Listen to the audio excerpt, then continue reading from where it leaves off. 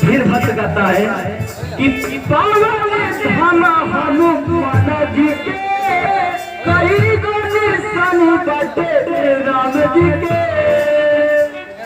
अरे पावन हनुमान जी के कई गो निशानी बटे राम जी के।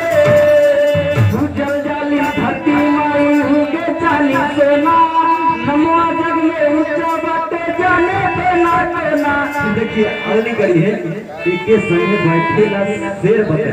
मतलब यहाँ प्रयागराज जिला में हमारे चाहे जितने बड़े लोग आ जाए गंगा जी में नहावन करते हैं तो एक साथ करते हैं। अरे एक संग बैठेगा शेर बकरी